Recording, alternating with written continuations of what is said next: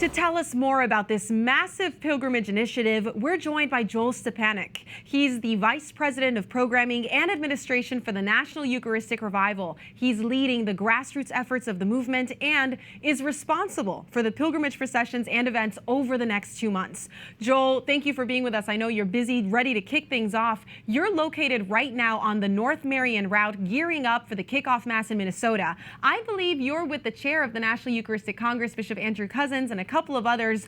What has this lead up to this never before been done moment been like for you and your team? It has been profoundly surreal. It's sitting on the edge of the promised land, knowing the Lord is about to do something great, but also not knowing exactly how that's going to take shape. So it's exciting, it's terrifying, it's surreal, but in all of that, it's really blessed to be able to be on this historical moment with all of the people that have made it possible and the great team that we have. So exciting and surreal probably is how I would describe the feelings today. Well, we're excited with you. It's like a 2-month Super Bowl. How did you choose and design these routes? They look like a cross over the country leading to Indianapolis. There are a lot of little details in that. So was that really hard to prepare? Did it take a long time to put it together? It did. This was about 2 years of planning, and I have to just shout out the incredible team behind the planning because lots of people prepared this. A group called Modern Catholic Pilgrim had a profound impact on the logistical planning for this. So Will, Maria, Chanel, a group of people that have worked tirelessly to bring these pieces together in what ultimately does form a cross across the United States. And there was some intentionality on that, and starting with the 4 corners of the United States. But as they put together those routes, finding places along the way and finding events along the way really has been a grassroots effort that they've coordinated, and parishes and dioceses have risen to the occasion in responding to an invitation to be a part of this moment and hosting some incredible events across the country, which will lead us to Indianapolis in one big moment of the National Eucharistic Congress in July. Well, we've had a couple of details around those in our preparation for this. Our 4 reporters came out and did preview packages, so we just aired those.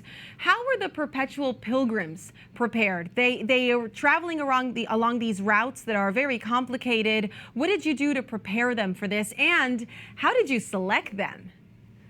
We have an incredible group of young adults and seminarians and chaplains. We're going to be walking across the country, and it did take a couple of months to select them. We put out a call to the country for young adults to apply to really be missionary for 8 weeks in the summer and to do something adventurous that's never been done. We had a wonderful response, and of those applicants, I think there were over 100 of them. We were able to discern down to 23 really incredible folks, and then add on 7 seminarians to that, so 30 pilgrims in addition to 2 chaplains with each route, which was a feat in itself. But we've landed on some incredible young people who have been being formed for the past 12 weeks. We kicked off in February with a spiritual retreat led by Chair of the Board, Bishop Andrew Cousins, where the pilgrims got together, they prayed together. There was some practical training during that time for the leaders. They did some wilderness survival training, and we're not in the wilderness exactly, but when you're on the road in the middle of the United States, a lot of that training will be useful. And then weekly, they've been meeting with each other as teams to pray with one another, to go through some theological formation, to address some of the pastoral questions that will come up along the route, and then just very practical training about how we manage these routes in the field, what the events will look like, how they can walk with people literally and metaphorically as we have these conversations along the way, because there will be lots of questions that these pilgrims will be able to address, and a lot of people they'll be able to encounter. So we've been providing training for them from a very practical standpoint on how do you load a trailer, how do you do some basic first aid along the way if it's necessary, how do you have a conversation with people pastorally in addressing some of the questions that might come up along the way. And then we've been preparing them, of course, spiritually, because this is a big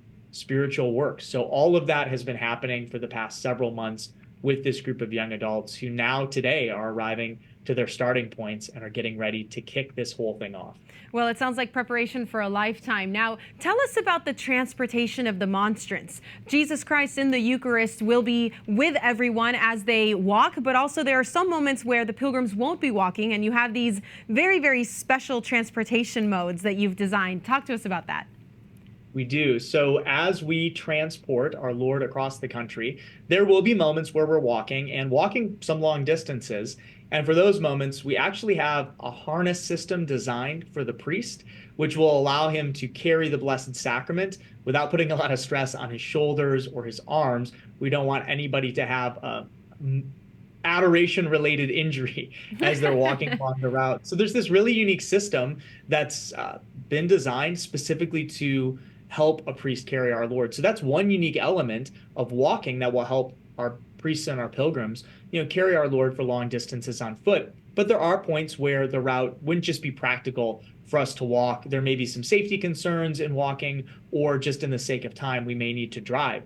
So all of the vans have been outfitted with a small tabernacle that is large enough to also be an altar. So as we're driving, we can repose the Blessed Sacrament in these tabernacles that have been built directly into the van, or we have a clasp system on top of the altar, which is built in with the tabernacle, where the monstrance can sit and get locked in so it's safe as we're driving, and our pilgrims will adore the Lord inside of the van. And then as the van is driving, people along the way may also catch a glimpse of Jesus in the Blessed Sacrament. So we have this system where our Lord can be reposed in a tabernacle, or can be exposed in the in the monstrance as we're driving along in these vans. It's a really unique system that's built into each of these pilgrimage vehicles. That's really exciting too. Well, a pilgrimage of this magnitude could not be accomplished without an army of volunteers. What kind of response did you get as you asked local dioceses to pitch in and host pilgrims and events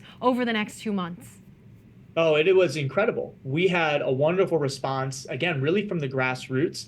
And our team, Will, Maria, Chanel over at Modern Catholic Pilgrim, did so much work ensuring that we were connecting with local point people at each parish and at each diocese, and that they were empowered to discern what events would be appropriate in their area and what would really respond to the needs of their area. I think that's one of the things that has been the most exciting about the pilgrimage, is what a grassroots effort it has been. It's unique to every diocese and even every parish as our pilgrims walk through that area, that we're able to not come in and put on a program or come in with a particular cookie cutter ministry, but that we're joining alongside these different areas and serving with them and praying with them. So the response from dioceses has been amazing, and the response from parishes has been amazing. People are really excited to dive in and to take a part tangibly in what has been happening in the National Eucharistic Revival across the United States over the past couple of years. Now, Joel, a personal question just for you. What are you most looking forward to with this grand Eucharistic pilgrimage that you've carefully fostered and designed? At the beginning of my time with the Congress, I was in the Diocese of Helena in Montana, and they had done a diocesan procession as part of the National Eucharistic Revival. And in that procession, they shared a story about walking under a bridge in a particular area of town where there were a lot of displaced individuals. And as they walked by a couple folks that were experiencing homelessness, those people stood up and prayed as Jesus came by in the Blessed Sacrament.